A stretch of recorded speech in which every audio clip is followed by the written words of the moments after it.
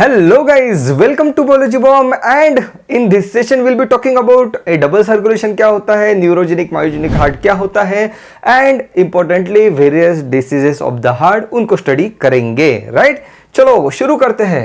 अच्छा, जो लोग पूछ रहे थे कि यार अलग अलग चैप्टर को हम किस तरीके से एक्सेस करें, तो यार जब आप चैनल के होम पेज पे जाते हो तो आपको एक प्लेलिस्ट नाम का एक ऑप्शन दिखता है। ओके, एक मिनट।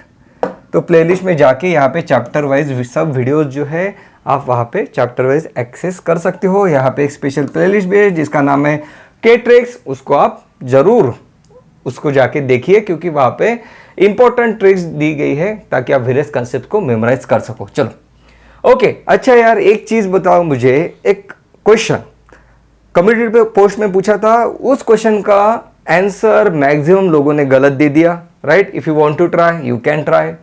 3, 2, 1 ओके। तो इस चीज को हमने डिस्कस किया था, फिर भी इस क्वेश्चन का आंसर गलत क्यों हुआ ये मुझे समझ में नहीं आया। The question was simple. हम जो मेन टॉपिक है उस टॉपिक पे हम आने वाले हैं, लेकिन I just want to discuss this क्योंकि इस चीज को हमने डिस्कस किया था, फिर भी मैक्सिमम लोगों ने गलत कर दिया। यार देखो कितना सिंपल क्वेश्चन है। Event of opening of tricuspid wall is associated with, tricuspid wall कब ओपन होता है? सिंपल क्वेश्चन पूछ रहा है, कब ओपन होता है? मैक्सिमम लोगों ने कहा एट्रियल कॉन्ट्रैक्शन होता है तब ओपन होता है। Are you serious? हमने कब बात की थी कब ओपन होता है ट्राइकस्पिड वॉल? हमने कब कहा था? एक बार फिर से यार उस कंसेप्ट को यार इतने बेस्ट विजुअल्स मैंने आपके लिए डेवलप किए हैं ताकि कंसेप्ट आपसे छूटे नहीं। एक बार उसी चीज को फिर से देखते हैं, फिर आगे बढ़ेंगे। ओके, तो क्या कहा था हमने? जो लोग नए हैं वो एक बार लोग देख ले कि ये है vena cava. Okay, this is the heart, right atrium, left atrium, right ventricle, left ventricle, this is the pulmonary artery, lung, pulmonary vein, this is the left ventricle and this are the valve. Okay, this is the valve and this is the aorta. Clear है? Okay, अब बढ़ते हैं आगे। तो हमने क्या देखा था कि ये है वेना कैवा और वेना कैवा के थ्रू एट्रियम में ब्लड आता है। ओके, अब एट्रियम में ब्लड क्यों आया और किस तरीके से आया? हमने कहा कि हमने शुरुआत की थी जॉइंट डायस्टोल से। जिन लोगों ने इसके प्रीवियस ट्यूटोरियल नहीं देखे वो देख ले तो आपको आइडिया क्लियर हो जाएगी। हमने कहा था कि हार्ट जो है वो इनिशियली जॉइंट डायस्टोल में है, रिलैक्स स्टेट में है, एट्रिया रिलैक्स है, मतलब वैक्यूम उसका बड़ा है। This is the relaxation, this is the contraction. Atria is in relax state, that is उसका वॉल्यूम जो है बड़ा है, मतलब यहाँ पे जो प्रेशर है वो कम है as compare to vena cava and that is how the blood enters from the vena cava into the atrium. ये चीज हमने देखी। अब क्वेश्चन ये पूछ रहा है कि ये जो ट्राइकस्पिड वॉल है ये ओपन कब होता है? तो हमने क्या देखा था? हमने ये देखा कि वेना कैवा के थ्रू जब ब्लड राइट एट्रियम में आता है तब आने के बाद ब्लड जो है इस तरीके से एंटर कर जाता है। 70% ब्लड डायरेक्टली एंटर करता है राइट एट्रियम से राइट वेंट्रिकल में। जो वॉल्यूम ऑफ ब्लड यहां पे एंटर हुआ उसी ब्लड ने ट्राइकस्पिड वॉल को पुश ओपन किया। मतलब एक रूम है, इस रूम में आप कंप्लीटली पानी भर रहे हो, इतना ज्यादा पानी आपने भर दिया कि जो वहां पे जो डोर है ये because of the pressure open हो गया। वो चीज यहां पे हो रही है। ओके, फिर से देखो, ये देखो यहां पे ब्लड कलेक्ट हो गया, जो ब्लड है उसने पुश कर दिया ट्राइकस्पिड वॉल को, ट्राइकस्पिड वॉल ओपन हो गया, ब्लड एंटर कर दिया। राइट, अब जो बचा हुआ ब्लड है, ये जो बचा हुआ ब्लड है ये because of the atrial contraction right atrium से राइट वेंट्रिकल में एंटर करता है। फिर से देखो यार। ओके, सो ये देखो वेना कैवा के थ्रू ब्लड यहाँ पे आ गया। 70% of the blood directly enter करता है राइट वेंट्रिकल में। ओके, 70%। बचा हुआ 30% ब्लड को राइट एट्रियम पुश करता है। ओके, जो आप सब लोगों ने मतलब मैक्सिमम लोगों ने जो आंसर दिया कि जो ट्राइकस्पिड वॉल है ये जब राइट एट्रियम कॉन्ट्रैक्ट होता है तब ओपन होता है, ऐसा नहीं है। ओके, देखो ट्राइकस्पिड वॉल ओपन है। कब ओपन हुआ ट्राइकस्पिड वॉल? जब ब्लड जो है डायरेक्टली यहाँ पे एंटर कर रहा है। तो ये चीज क्लियर हो गई। तो ये चीज हमने देखी थी। तो इस क्वेश्चन का जो आंसर है ये क्या आता है? Okay, The event opening of tricuspid wall is associated with the flow of blood from vena cava into atria. This is the right answer. This is the right answer. The opening of the tricuspid wall is associated with atrial contraction. This is the wrong answer. The right answer is this one. मुझे comment में बताइएगा किन किन लोगों ने इसका question का सही आंसर दिया। ओके, तो यार इस तरीके से क्वेश्चन को ध्यान से समझना है, कंसेप्ट को हमें बिल्ड करना है और हमें आगे बढ़ना है। You can not afford to lose such question. जो आपने ट्यूटोरियल देखा है उस क्वेश्चन का आंसर आपको आना ही चाहिए। ओके, चलो आगे बढ़ते हैं अब। चलो ओके, तो एक चीज यहाँ पे और एक नोट कर लो कि जो यहाँ पे हमने ये तो देख लिया कि this is a tricuspid valve, this is a mitral valve, this are the seminal valves and there is one another valve here. Vena cava के पास भी खुद का एक वॉल है जिसको ईस्टर्चियन वॉल कहते हैं। एबीएमसीक्यू एग्जाम में पूछा गया था। अब बढ़ते हैं आगे। ओके, अब हमने क्या देखा कि हमने ये देखा कि ब्लड जो है यहाँ पे सुपीरियर वेना कैवा के तो राइट एट्रियम में आता है, फिर राइट वेंट्रिकल में आता है, फिर पल्मोनरी आर्टरी में आता है और इस तरीके से पल्मोनरी वेन के थ्रू यहाँ पे चला जाता है। सो दिस इज द एक टाइप का इसको एक this is the one type of circulation and then there is another circulation in which the blood flows from right ventricle through the aorta into the body. This is called as a systemic circulation. Systemic circulation मतलब क्या, यहाँ से blood body system में जा रहा है, body system में जा रहा है मतलब थ्रू आउट द बॉडी उसको भेज दिया जा रहा है. So this is called as the systemic circulation and whereas as you can see the blood from the right ventricle is pumped into the lung. This is called as a pulmonary circulation. Pulmonary, that is associated with the lung, that is associated with the respiratory system.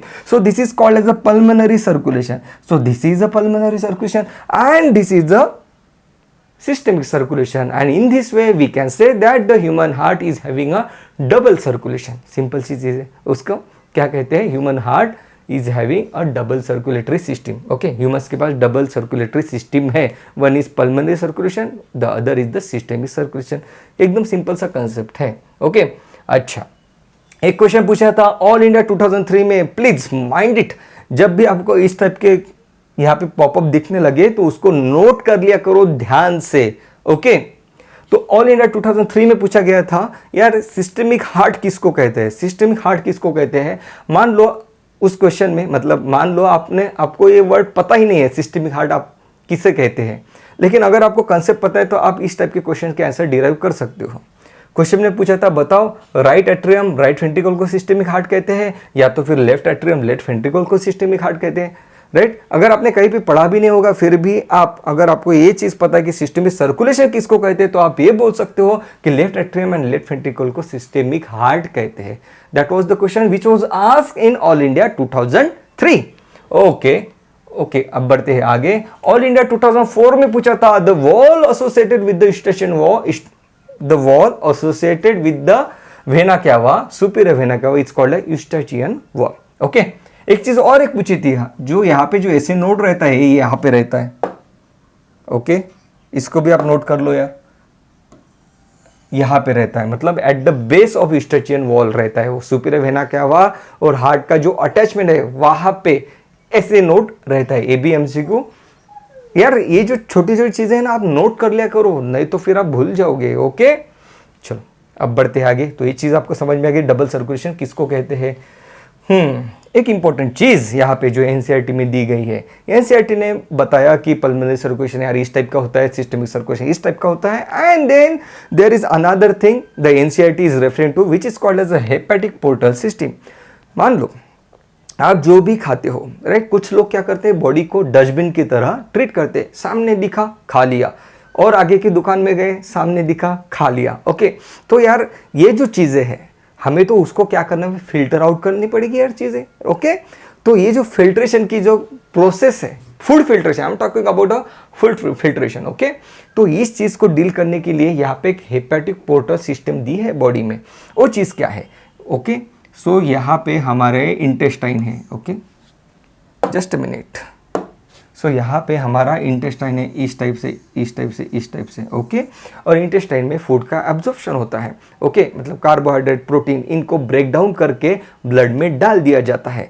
अब वहाँ पे क्या होता है ध्यान से देखना, अब वो डायरेक्टली सिस्टेमिक सर्कुलेशन में इंटर नहीं करते, डायरेक्टली एकदम से मान लो कि फूड का एब्जॉर्प्शन हो गया और डायरेक्टली ब्रेन के पास भेज दिया, ऐसा नहीं होता है. डायरेक्ट ऑब्जर्व किया और डायरेक्टली किडनी के पास भेज दिया, ऐसा नहीं होता है. उसको चेक पॉइंट दिया गया है बॉडी में, उसको हेपेटिक पोर्टल वेन के थ्रू लीवर में भेजा जाता है. ओके, हेपेटिक पोर्टल वेन के थ्रू जो चीज एब्जॉर्ब होगी इंटेस्टाइन में, डाइजेस्टिव सिस्टम में, मतलब इसोफेगस से नीचे एंड एनल जो पार्ट है उसके थोड़ा ऊपर का हिस्सा, यहां से ये जो चीज यहाँ पे जो एब्जॉर्ब होगी वो सब चीजें हेपेटिक पोर्टल वेन के थ्रू लीवर में भेज दिए जाएगी. मान लो आपने कोई टैबलेट ले ली है, कोई मेडिसिन ले ली है यार, वो मेडिसिन से तो आपको धोखा हो सकता है, तो उसको डिटॉक्सिफिकेशन करने का काम लीवर करता है. ओके, तो ऐसी काफ़ी सारी चीज़ें जिसको क्या करना है, उसको हमें मेटाबोलाइज करना है, तो लिवर करता है, उसको मेटाबोलाइज करता है, उसको ब्रेक डाउन करता है, कई सारी चीज़ों को इलिमिनेट करता है।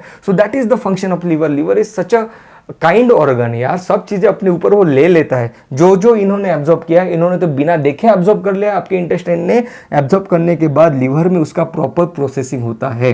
तो ये जो प्रोसेसिंग के लिए जो फूड जा रहा है, it is through the hepatic portal vein, ये चीज है। Okay, so hepatic portal vein connects the intestine और the digestive system with the liver. ये यहाँ पे एक इंपॉर्टेंट पॉइंट बनता है। एक अनदर इंपॉर्टेंट पॉइंट यहाँ पे बनता है कि हेपेटिक पोर्टल वेन, ये देखो, ओके, मतलब डीऑक्सीजनेटेड ब्लड लिवर रिसीव कर रहा है। ऐसा कोई रिसीव करने वाला अदर ऑर्गन नहीं है जो डीऑक्सीजनेटेड ब्लड को रिसीव करता है। ओके, यस, लंग भी है, ओके, उसको भी डीऑक्सीजनेटेड ब्लड मिलता है, फिर वो उसको ऑक्सीजनेटेड कर देता है।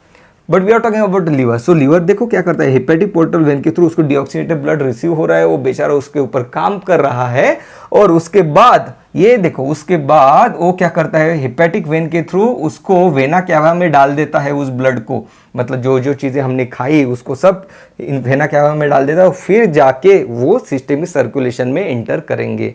So very very important system. Okay, now मान लो आपने कोई टैबलेट ले ली, ओके, तो क्या होता है, उस टैबलेट को लेने के बाद इंटेस्टाइन में उस टैबलेट का एब्जॉर्प्शन होगा, उसके बाद वो टैबलेट लिवर में जाएगी, उसके ऊपर प्रोसेसिंग होगा। There are various process, amination, deamination, detoxification, सब काफ़ी उसमें प्रोसेसेस होते हैं जो लिवर करता है। उसके बाद उसको सिस्टमिक सर्कुलेशन में भेज दिया जाता है, इसलिए उस टैबलेट का इफेक्ट आने में टाइम लगता है एज कंपेयर टू अगर आप उसी टैबलेट का, अगर आप उसी ड्रग का डायरेक्ट इंजेक्शन आपके आर्टरी में लगा देते हो तो। ओके, तो इसलिए क्या होता है, इमरजेंसी पर्पजेस में वेरियस इंजेक्शन जो है वो क्या करते हैं, हम डायरेक्टली इंजेक्शन के थ्रू डायरेक्टली ब्लड में डाल देते हैं। ओके, क्योंकि अगर आप ओरली दोगे तो फिर लिवर के थ्रू उसको मतलब फॉलो करते हुए, चेक पॉइंट को फॉलो करते हुए आगे आना पड़ता है, because of the hepatic portal system. Clear है, सिंपल चीज़ है। चलो आगे बढ़ते हैं। Fine, yes, now regarding the regulation of the heart. Okay, so heart is having a auto regulatory mechanism. auto regulatory mechanism मतलब क्या, जो चीज हमने इसके पहले ट्यूटोरियल में भी देखी थी, that SA node is having a auto excitability property, मतलब उसको किसी की परमिशन की जरूरत नहीं है, उसकी इनर्ट प्रॉपर्टी खुद होके एक्साइट होता है। Okay, so we say that the heart is having a auto regulatory property, that is called as the auto regulation.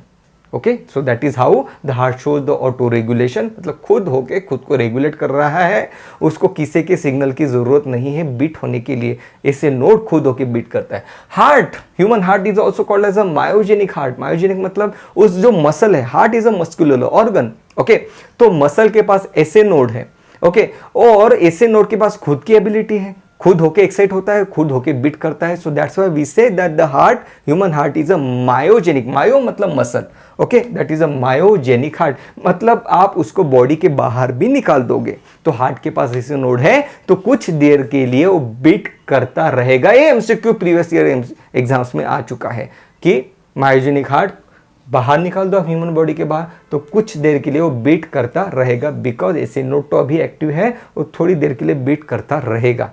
Clear है? Okay, yes, auto regulation, myogenic heart, ये चीज क्लियर हो गई। Then there is a neurogenic heart. Okay, arthropods, arthropods के पास क्या है, neurogenic heart है, मतलब नर्व के थ्रू सिग्नल भेज दिया जाएगा हार्ट को बीट करने के, तभी हार्ट बीट करेगा। So arthropods they have neurogenic heart, whereas humans they have myogenic heart. Okay, auto regulation से एक चीज मुझे याद आ रही है, और देवी और सज्जनों उसी चीज के बारे में सवाल ये रहा आपके कंप्यूटर स्क्रीन पे, मुझे बताइए, ओके, मुझे बताइए कि heart, human heart is having auto regulatory mechanism.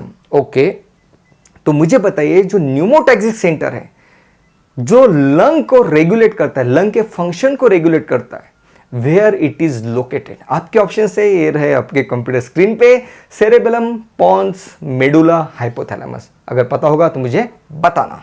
चलो अब बढ़ते हैं आगे। तो हार्ट का जो कंट्रोल करने का काम है, हार्ट रेट को बढ़ाना है, कम करना है, हार्ट को ज्यादा पंप करना है, कम पंप करना है, ये जो कंट्रोलिंग की चीज है वो लोकेटेड है मेडुला में। ब्रेन का जो मेडुला है वहां पे हार्ट को कंट्रोल करने के लिए मेडुला को रखा गया है। मेडुला जो है हार्ट रेट और हार्ट के कॉन्ट्रैक्शन को रेगुलेट करता है। Okay, so through the help of sympathetic nervous system क्या होता है यहाँ पे, heart beat, sympathetic nervous system heart beat को इंक्रीज कर देती है, हार्ट का जो कॉन्ट्रैक्शन है उसको बढ़ा देती है, तो कार्डियक आउटपुट इंक्रीज हो जाता है। ये चीज़ कब होगी? ओके, ये चीज़ इसलिए तब होगी जब आपको एनर्जी की ज़रूरत है, आप भागना चाहते हो, कोई आपके सामने आ रहा है, आप गाड़ी चला रहे हो, आपको जोर से ब्रेक लगाना है, so you need that energy. In that case body क्या करती है, आपकी हार्ट बीट बढ़ा देती है, कार्डियक आउटपुट बढ़ा देती है, क्योंकि अब ज़्यादा एनर्जी की ज़रूरत है, तो ज़्यादा ऑक्सीजन डिलीवर होगा, ज़्यादा न्यूट्रिशन डिलीवर होगे और बॉडी मैक्सिमम लेवल पे परफॉर्म करना शुरू कर देगी। तो that's how the sympathetic nervous system works and that's how the sympathetic nervous system controls the heart beat and cardiac output of the heart. बिल्कुल सही चीज है। Okay, then we have parasympathetic nervous system. Parasympathetic nervous system heart beat and cardiac output decrease कर देती है। Cardiac output को decrease किस तरीके से करेगी? कार्डियक आउटपुट मतलब क्या? लेफ्ट वेंट्रिकल के थ्रू ब्लड पंप हो रहा है बाहर, अगर मैं लेफ्ट वेंट्रिकल का जो कॉन्ट्रैक्शन उसको कम कर देता हूं तो कार्डियक आउटपुट कम होगा। So that's how the parasympathetic nervous system controls और रेगुलेट्स द कार्डियक आउटपुट। ये चीज हमने इसके पहले भी देखी है कि कार्डियक आउटपुट किसको कहते हैं, ये सब चीजें। Okay, so parasympathetic nervous system में vagus nerve, so vagus nerve जो है हार्ट बीट को, हार्ट रेट को कम कर देती है, सिंपल चीज है। Okay, then we have hormones to regulate the heart beat. Okay, so we have adrenaline hormone which is secreted by the adrenal medulla. Adrenal medulla secretes the adrenaline और adrenaline क्या करता है? आपके हार्ट रेट को बढ़ा देता है। सो हमारे पास क्या है? एक नर्वस मैकेनिज्म है और एक हार्मोनल मैकेनिज्म है। हार्मोनल मतलब through adrenal medulla adrenaline secret होगा जो हार्ट बीट को बढ़ा देगा। And then we have sympathetic and parasympathetic nervous system. The centre is located in the medulla. Clear है? बढ़ते हैं आगे। ओके, और कुछ बचा इधर? Yes, hypertension. हाइपरटेंशन के बारे में एनसीईआरटी में दिया गया है और प्रीवियस ईयर्स में इसके बारे में एमसीक्यू पूछा गया है। ओके, लेफ्ट वेंट्रिकल जो ब्लड पंप करता है आयोर्टा में, तो कितने प्रेशर के साथ पंप करता है? 120 mm of Hg। और जब वो डायस्टोल में जाता है, जब वो रिलैक्स फेज में जाता है, तब वहाँ पे प्रेशर जो बिल्ड होता है वो रहता है 80 mm of Hg। हम कहते हैं systolic blood pressure is 120 and the diastolic the relaxing blood pressure is 80। सो हम कहते हैं 120/80 is the kind of a normal blood pressure. Okay, अब हाइपरटेंशन किसको कहते हैं? अगर ये ब्लड प्रेशर बढ़ गया, ओके, तो उसको कहते हैं हाइपरटेंशन। एनसीईआरटी में काफ़ी ब्यूटीफुली, काफ़ी अच्छे तरीके से एक चीज़ लिखी गई है। Okay, so above 140/80, above 140/80 on repeated occasion अगर आपको ब्लड प्रेशर मिलता है तो उसको कहते हैं हाइपरटेंशन। काफ़ी कॉमन चीज़ है। आजकल तो इसके काफ़ी ज़्यादा पेशेंट बढ़ गए हैं बिकॉज हमारी लाइफस्टाइल ही इतनी स्ट्रेसफुल है। Okay, so above 140 mm of Hg अगर ब्लड प्रेशर आपको मिलता है ऑन रिपीटेड ओकेजन, ऐसा नहीं है कि आप बीच किसी को एकदम दर्द भरी उसको कोई कहानी सुनाओगे, बेचारे का ब्लड प्रेशर बढ़ा दोगे आप और आप कहोगे कि उसको हाइपरटेंशन है। नहीं, the blood pressure greater than 140/80 on repeated occasion is called as hypertension. Very very important definition. अब ये जो ब्लड प्रेशर है हम किस तरीके से, किस इंस्ट्रूमेंट के साथ मेजर करते हैं? स्पिग्मोमेनोमीटर के साथ। ओके, इसके बारे में हम ज़्यादा डिटेल में जाने की ज़रूरत नहीं है। यहाँ पे मर्क्यूरी रहता है, with the help of that and with the help of stethoscope हम क्या करते हैं? ब्लड प्रेशर को मेजर करते हैं। चलो आगे बढ़े, लेकिन रिपीटेड ओकेजन इस चीज़ को आप याद रखना। चलो बढ़ते हैं आगे। ऑल इंडिया 2000 में क्वेश्चन पूछा था हाइपरटेंशन की डेफिनेशन बताओ, वहाँ पे आप, तो ये प्रीवियस ईयर में एमसीक्यू आ चुका है। Now then there is another, this is the disease is called as a coronary artery disease। तो ये एमसीक्यू काफी इंपॉर्टेंट है। the blood supply of the heart is provided by, okay, heart, यार देखो heart पूरे body के लिए blood pump कर रहा है, लेकिन हार्ट के पास अपना खुद का कौन सा ब्लड प्रेशर, कौन सी आर्टरी है, कौन सी वेसल है जो हार्ट को अपना ब्लड प्रोवाइड करती है? सो एवोर्टा से एक छोटी सी वेसल निकलती है जिसका नाम है कोरोनरी आर्टरी, जो डिवाइड हो जाती है right and left coronary artery. वो इंपॉर्टेंट नहीं है। Coronary artery is the artery which supplies blood to the heart. यार हार्ट भी तो एक टिश्यू है, एक ऑर्गन है, उसको भी तो यार न्यूट्रिशन चाहिए, तो उसको न्यूट्रिशन कौन देगा? कोरोनरी आर्टरी देगी। मैंने लास्ट ट्यूटर में भी आपको कहा था कि ये मत वहां पे मार्क करके आना एमसीक्यू कि वेंट्रिकल में ब्लड आएगा लेफ्ट वेंट्रिकल में, तो वहां से ये हार्ट उठा लेगा, ऐसा नहीं करता है। उसके पास अपना ब्लड सप्लाई है प्रॉपर। क्लियर है? तो right coronary and left coronary artery, simply you can say that the coronary artery supplies blood to the heart. Clear है? ओके, अब अगर कोरोनरी आर्टरी में कोई दिक्कत अगर आ जाती है, कोई परेशानी अगर आ जाती है, तो उसको हम कहते हैं कोरोनरी आर्टरी डिसीज। सिंपल सी चीज है। अब देखो होता क्या है, ये है coronary artery, okay.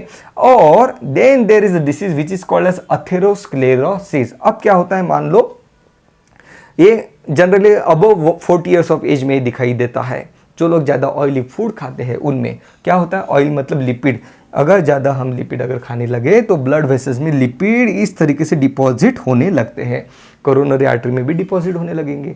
So this condition is called as atherosclerosis. This plaque, this is called as a plaque, मतलब यहाँ पे एक स्ट्रक्चर फॉर्म हो जाना, rigid structure, this is called as a plaque. This plaque is called as atheroma, okay, मतलब lipid से बना हुआ plaque, this is called as atheroma, okay. And this condition is called as atherosclerosis. मतलब क्या, sclerosis मतलब hard होने आना, मतलब कोरोनरी आर्टरी अब हार्ड हो चुकी है। क्यों हार्ड हो चुके हैं, because of the atheroma, that's why this condition is called as atherosclerosis. So this is a deposition of lipid, this is a deposition of calcium, okay. So calcium and lipids का ये depositions है। So this condition is called as atherosclerosis. अब यार atherosclerosis अगर हो गया तो होगा क्या, सिंपल सी चीज है।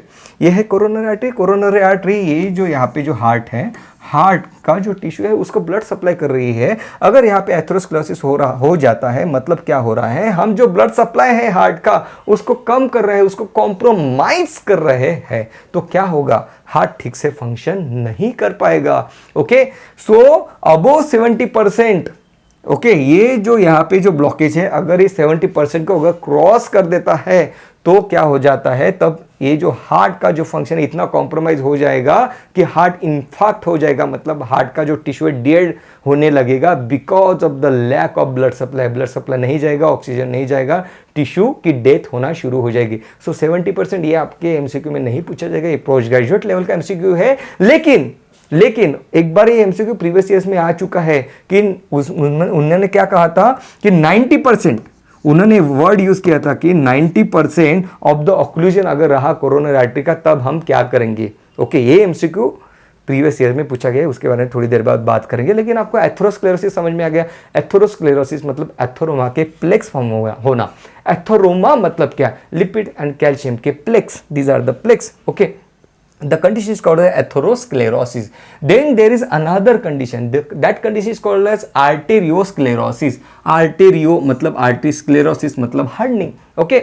So atherosclerosis में arteriosclerosis होता है. Okay. Now there are other factors like for example smoking. Smoking में भी क्या होता है, ये जो आर्टरी है, ये आर्टरी जो रहती है ना यार, ये बहुत फ्लेक्सिबल रहती है, ओके। हमने देखा भी था कि ग्लोमेरुलर फिल्ट्रेशन रेट को किस तरीके से रेगुलेट किया जाता है, by contracting and by dilating the afferent and efferent arteriole, ये चीज हमने देखी थी, ओके। तो क्या है कि ये जो आर्टेरियोल्स है, आर्टरी से इलास्टिक है, तो इनकी इलास्टिसिटी कम हो जाती है। For example the one reason is smoking. Chronic cigarette smokers, उनमें क्या होता है, हार्ट रेट ठीक हो जाता है, खुद को रेगुलेट नहीं कर पाते। That condition is called as arteriosclerosis. ये जो पॉइंट है ह्यूमन हेल्थ एंड डिसीजेस में स्मोकिंग के इसमें आपको दिया गया है। So very very important point, so note it down. Arteriosclerosis मतलब the hardening of the blood vessel. Atherosclerosis मतलब एथेरोमा के प्लेग फॉर्म हो जाना। ये चीज क्लियर हो गई। अब बढ़ते हैं आगे। ऑल इंडिया 99 में पूछा था, पुराना क्वेश्चन एक बार पूछा गया था, ओके। अब बढ़ते हैं आगे, क्या बचा, यस। अब ये देखो, अब हमें कैसे पता चलेगा यार कि ब्लॉकेज कहाँ पे है, और ब्लॉकेज हमें पता हो गया तो हम उसको निकाल भी सकते हैं। तो हम क्या करते हैं, ये जो आर्टरी है यहाँ पे एक डाई डाल देते हैं, एक लिक्विड डाल देते हैं, उसका एक्सरे ले लेते हैं। तो ये देखो यहाँ पे आपको दिखाई दे रही है कोरोनरी आर्टरी, यहाँ पे ब्लड जा रहा है, यहाँ पे देखो कॉम्प्रोमाइज हो चुका है, ओके। और आगे ब्लड ठीक से सप्लाई नहीं हो रहा है। This patient will present with the chest pain, okay, क्योंकि टिश्यू डेड होने लगा है उस केस में। So can you see here there is a blockage here, okay. So ये जो हमने इन्वेस्टिगेशन की, ये जो प्रोसीजर की, इसको कहते हैं कोरोनरी एंजियोग्राफी। कोरोनरी मतलब कोरोनरी आर्टरी की, एंजियो मतलब वेसल, ओके। उसका हमने ग्राफ निकाला, मतलब एक फोटो निकाला। The process is called as angiography, coronary angiography, CAG। ये चीज आपने याद रखनी है, okay. Now there is another procedure which is called as angioplasty. This procedure is called as angiography, मतलब एक टाइप का ग्राफ प्लॉट कर रहे हो आप, एक टाइप का फोटो निकाल रहे हो, this is called as graphy. Now I am talking about angioplasty. आपने क्या किया, यहाँ से लोकेट कर लिया कि यहाँ पे यार दिक्कत है। अब हम क्या करते हैं पता है, पैर के थ्रू एक वायर डालते हैं। अब ज़्यादा डिटेल में नहीं जाएंगे, उसको सिर्फ आपको एक आइडिया आने चाहिए इसलिए बता रहा हूँ। ओके, और वो वायर यहाँ पे लेके आते हैं। ओके, जब आप कार्डियोलॉजिस्ट बनेंगे तब इस प्रोसीजर को आप खुद करोगे। ओके, तब देखो उसमें क्या करते हैं, कोरोनरी आर्टरी के थ्रू यहाँ पे वायर डाल दिया जाता है। अब यहाँ पे जो ब्लॉकेज है उसको निकालते कैसे है ये लोग। ओके, सो यहाँ पे देखो ये वायर फ्लो होते होते यहाँ पे आ गया कोरोनरी आर्टरी में। यहाँ पे आने के बाद उस वायर में से बलून में एयर पास की जाती है और इस टाइप से जो आर्टरी का जो ब्लॉक था उसको हमने डायलेट कर दिया। ओके, डायलेट करने के बाद हम उसको निकाल देते हैं, मतलब जो नैरोइंग हो चुका था उसको निकाल दिया। ओके, देन हम क्या कर सकते हैं, इसी वायर के थ्रू इसको डिसेक्ट भी कर सकते हैं, इसको रिमूव भी कर सकते हो, मतलब इस टाइप से उसको स्क्रैच करके उसको हम रिमूव भी कर सकते हैं एथरोमा के जो प्लेक है उसको। So this procedure is called as angioplasty. Angiography मतलब ग्राफ निकालना, एंजियोप्लास्टी मतलब उसकी हम ट्रीटमेंट कर रहे हैं, उसको रिमूव कर रहे हैं जो ब्लॉकेज है। Okay, so simple. अब ये एमसीक्यू भी एक बार एमसीक्यू एग्जाम में पूछा गया था, वहां पे आपको स्टेंट दिखाया था ऑल इंडिया में, और बताओ ये दोनों में से एंजियोग्राफी कौन है और एंजियोप्लास्टी कौन है। ओके, सो जहाँ पे आपको स्टेंट दिख रहा है, ओके, डायलेटेड स्टेंट दिख रहा है, दैट इज एंजियोप्लास्टी। सिंपल चीज है। ओके, बढ़ते हैं आगे। अच्छा, आपको पता होगा एक डायरेक्टर है, उनका नाम है राकेश रोशन। ओके, क्या कौन सा मूवी था यार, कहो ना प्यार है, यस, फेमस मूवी। ओके, तो उनके ऊपर पता है एक बार उनके ऊपर कुछ गैंगस्टर्स ने उनके ऊपर गोलियां चलाई थी, 5-6 गोलियां चलाई, 2 गोलियां उनको लगी। ओके, तो 2 गोलियां लगने के बाद उनको क्या हुआ, उनकी ट्रीटमेंट की गई और उनका कंप्लीट बॉडी चेकअप करा गया, तब उसमें पता चला कि उनको तो ब्लॉकेज है, ये जो आर्टरी है यहाँ पे ब्लॉकेज दिखाई दिए गए थे उनकी, इसमें बाद में उनकी ट्रीटमेंट भी कराई गई। मतलब क्या होता है, ये जो ब्लॉकेज है, मैंने क्या कहा 70% तक आपको पता भी नहीं चलता, क्योंकि हार्ट यार इतना कोऑपरेटिव ऑर्गन है, वो क्या करता है, खुद कॉम्प्रोमाइज हो रहा है, उसको ब्लड सप्लाई कम मिल रहा है, फिर भी पूरी कोशिश करता है कि आपको जो ब्लड सप्लाई है वो ठीक से मिले और आपको कोई सिम्टम नहीं आने देता है। ओके, तो यही चीज़ उनकी इसमें भी हुई थी, राकेश रोशन की इसमें, उसको पता नहीं चलता। और अगर ये भी हो सकता था कि अनफॉर्चुनेटली अगर ये ब्लॉकेज इतना ज़्यादा बढ़ जाता कि एक दिन उनको हार्ट अटैक आ जाता, लेकिन वो उनके ऊपर अटैक हुआ और जब बॉडी चेकअप हुई तब पता चला कि यार उनकी तो आर्टरी ब्लॉक है, फिर उसका भी ऑपरेशन कर दिया गया, मतलब एंजियोप्लास्टी की गई उनकी। सो ये चीज़ है, मतलब कभी कभी हमारे साथ कुछ बुरी चीज़ें होती है, उस पे से भी कुछ अच्छी चीज़ें निकल के बाहर आती है। चलो बढ़ते हैं आगे। Okay, now then there is another condition which is called as angina. Angina मतलब simple the pain in heart. Okay, अब क्या होता है, ये जो कोरोनरी आर्टरी हमने देखा वहाँ पे एथेरोस्क्लेरोसिस हो जाता है। ओके, इन डिसीज कंडीशन। ओके, अब क्या होता है, जब ब्लड सप्लाई कम होगा हार्ट को तो क्या होगा, यहाँ पे पेन आना शुरू हो जाएगा। The pain is called as angina. Angina मतलब चेस्ट पेन। अब कुछ पेशेंट्स आते हैं और पेशेंट कहते हैं डॉक्टर साहब मेरे हार्ट में पेन हो रहा है, मुझे लगता है मुझे अंजाइना है। आजकल पेशेंट भी बहुत होशियार हो चुके हैं, but that is not the anginal pain. अब आप इस नॉलेज को खुद होके अप्लाई मत करना, लेकिन अंजाइना का पेन जो रहता है काफ़ी इंटेंस रहता है, पेशेंट खुद होके आपको बता ही नहीं सकता, वो तो रोते हुए आपके पास आएगा। The worst pain in life, जिंदगी में महसूस किया हुआ सबसे दर्दनाक जो पेन है, जो दर्द है, वो रहता है अंजाना का पेन। ऐसा नहीं कि मेरे छाती में दर्द हो रहा है और मैं जा रहा हूँ बोल रहा हूँ कि मेरे पास मुझे अंजाना हो चुका है। सो एक रफली आपको मैं बता रहा हूँ। सो अंजाना पेन मतलब इंटेंस पेन रहता है, रोते हुए पेशेंट आपके पास आता है। ओके, उसको उठा के लाते हैं लोग, that kind of pain is angina. The complete name is angina pectoris. Okay, why angina pectoris? Because of the lack of oxygen to the heart. Okay, अब lack of oxygen to the heart क्यों होगा? Because coronary artery कहीं पे अगर इस तरीके से atherosclerosis के वजह से अगर कॉम्प्रोमाइज हो गई तो।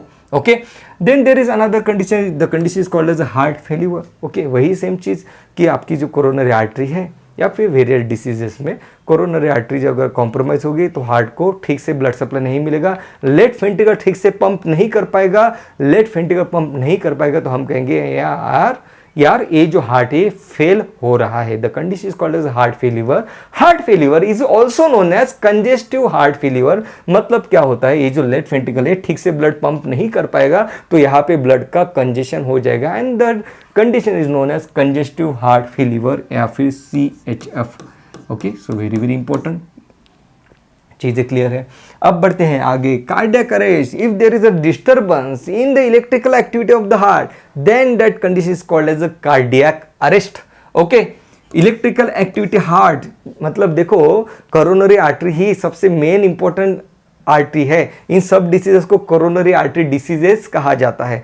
कोरोनरी आर्टरी ऐसे नोड को भी ब्लड सप्लाई कर रही है। कोरोनरी आर्टरी अगर कॉम्प्रोमाइज हो गई, ऐसे नोड ने काम करना बंद कर दिया, कार्डियक अरेस्ट, हार्ट का जो बीट है ये अरेस्ट हो गया, अब हार्ट पंप नहीं कर पाएगा। हम देखते हैं, आपने देखा होगा कई बार ही आपने इस टाइप की घटनाएं सुनी होगी, कोई मॉर्निंग में उठा, चाय पीने लगा और अचानक से उनको हार्ट अटैक आ गया, अचानक से उनका कार्डियक अरेस्ट हो गया। So that is the condition. क्यों? इससे नोड कॉम्प्रोमाइज हो गया। क्यों? कोरोनरी आर्टरी कॉम्प्रोमाइज हो गई। क्यों? There are various disease like atherosclerosis, arteriosclerosis, the consumption of the alcohol, various reasons are there. Okay, so cardiac arrest. Then there is another condition, the condition is called as heart attack. Coronary artery, हमने क्या कहा? हमने ये कहा, मान लो कि ये जो 70% यहाँ पे ब्लॉकेज है, 70% ब्लॉकेज में ज़्यादातर केसेस में कोरोनरी आर्टरी हार्ट को परेशान नहीं करती है। ओके, ये रहा एक 70% का ब्लॉकेज, और मान लो यहाँ पे एक ब्लॉकेज है 70% का, और एक दिन क्या होता है, ये जो ब्लॉक है, ये जो प्लेक है यहाँ पे जो लिपिड से बना है, यहाँ से डिटैच हो जाता है, डिटैच हो जाके यहाँ पे जाके कंप्लीटली ब्लॉक कर देता है। आगे तो ब्लड सप्लाई नहीं होगा, तो इंस्टेंटली ये जो यहाँ पे जो टिश्यू है, हार्ट जो है, ये क्या हो जाएगा? डेड हो जाएगा। The condition is known as heart attack या तो फिर मायोकार्डियल इन्फाक्शन। इन्फाक्शन मतलब क्या होना? इन्फाक्ट होना मतलब डेड हो जाना। सिंपल सी लैंग्वेज में अगर बात करो तो what is infarction?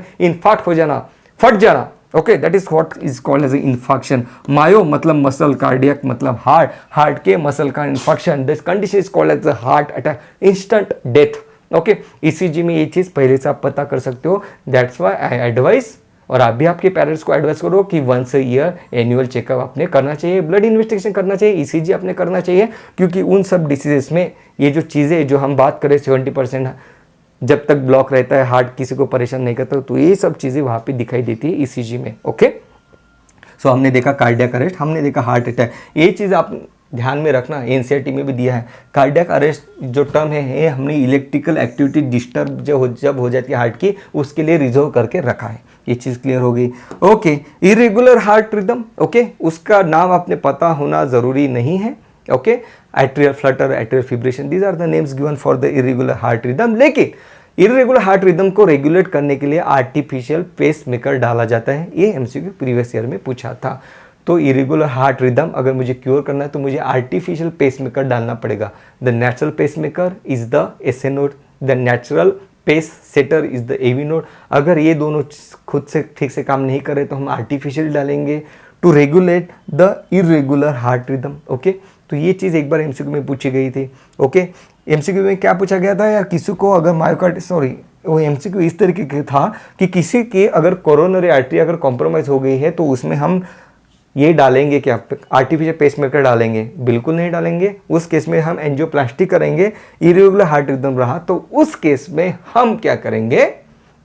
Artificial pacemaker डालेंगे। सो इस टाइप के क्वेश्चन फ्रेम किए जाते हैं इस टॉपिक पे। ओके, एम्स 2017 में पूछा था myocardial infection, very very important. अब बढ़ते आए एम्स 2015 आर्टिफिशियल पेसमेकर कब इम्प्लांट करते हैं? इरेगुलर हार्ट रिदम रहा तो। ओके, एम्स 2006 में पूछा था कि कार्डियक अरेस्ट और मायोकार्डियल इन्फेक्शन, इन दोनों का डिफरेंस आपको पता होना जरूरी है। ओके, यस, अब एक आखिरी पॉइंट बचा है आर्टरी और वेन में difference. Arteries oxygenated blood carry करती है, वेन्स डीऑक्सीजनेटेड ब्लड कैरी करती है। आर्टरीज में प्रेशर काफी ज्यादा रहता है। ये सब एओर्टा के बेंचेस हैं। ओके, जो आर्टरी है उसका जो ल्यूमेन है ये थीन रहता है, ल्यूमेन जो है नैरो रहता है और वहां पे प्रेशर ज्यादा रहता है, इसलिए आर्टरी को बॉडी ने मतलब नेचर ने थिक वॉल दी है ताकि ज्यादा प्रेशर को वो सहन कर सके। So arteries are the vessel having thick walls and having a narrow lumen. MCQ पूछा गया था। अनदर थिंग, अगर हम आर्टरी और वेसल का अगर डिटेल में स्ट्रक्चर देखें तो हमें तीन चीजें दिखाई देती है। Vessels they are made up of tunica intima, intima मतलब एकदम internal layer. Then we have tunica media and tunica externa, externa मतलब outer layer of the artery. Okay, then we have media मतलब intermediate level, and then we have interna. Okay, 3 type की रहती है। यहाँ पे सिर्फ एक इंपॉर्टेंट पॉइंट ये है कि जो ट्यूनिका मीडिया जो रहता है ये आर्टरीज में थिक रहता है। Tunica media is thicker in arteries, where as tunica externa is thicker in veins. Tunica externa veins में थिक रहती है। इसमें काफ़ी ज़्यादा डिटेल में एनसीईआरटी ने भी नहीं दिया है, आप सिर्फ इतना याद रखना, ट्यूनिका मीडिया आर्टरीज में थिक रहता है, आर्टरीज में प्रेशर ज़्यादा रहता है, ल्यूमेन जो है आर्टरी की नैरो रहती है। So these are the points that I wanted to discuss with you. So that was all about this particular circulatory system. हमने इस टॉपिक को कंप्लीटली कवर किया है। और yes, if you have any query तो मुझे कमेंट में जरूर पूछिए, and to let me know if you find this tutorial help you. That was all about this session. Thank you so much guys.